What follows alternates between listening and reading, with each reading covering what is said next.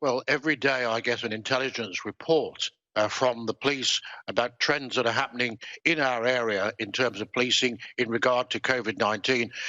And what they're reporting from yesterday is that now people are saying to officers when they're asked to comply is, well, if it's okay for Dominic Cummings, it must be okay for me. Now, that really isn't good. And it's making the life and job of the police much more difficult. And if I may say so, it's making the job of the Prime Minister much more difficult because we shouldn't be discussing Cummings. We should be actually discussing how we tackle the COVID-19 problem and we get back out of the lockdown. If any fines have been issued by your officers because of similar events to what Dominic Cummings has been accused of, will you now look at those again?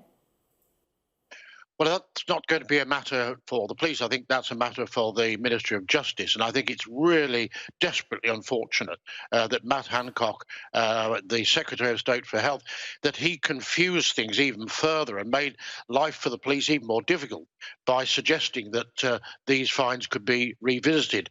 So it will be a matter then, if people appealed, it would be a matter not for us to deal with that, but it would be for the rest of the criminal justice system. Well, it has muddied the waters, and people may put up a defence that Dominic Cummings did it. Why couldn't they?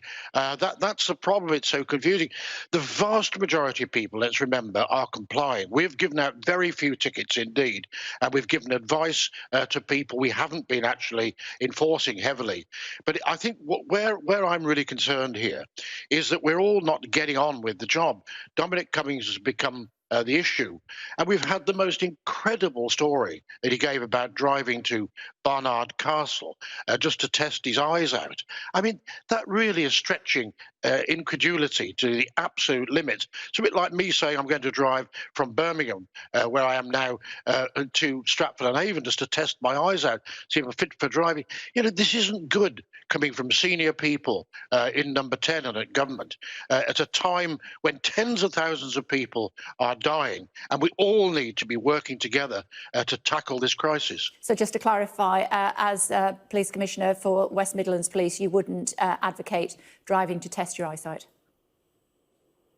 Well, I was Road Safety Minister at one time back in 2001, and I don't ever recall that we advised people to get in their car and drive a nearly 60-mile round trip to test whether their eyes were okay. It's totally ludicrous and just beyond description that anybody should think we should believe such a story. No, I would not.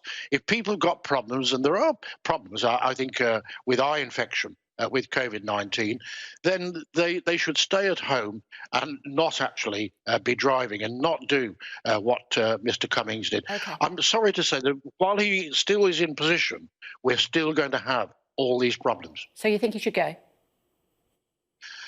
I think the Prime Minister should rest him for a while, perhaps furlong him to do something else for a while.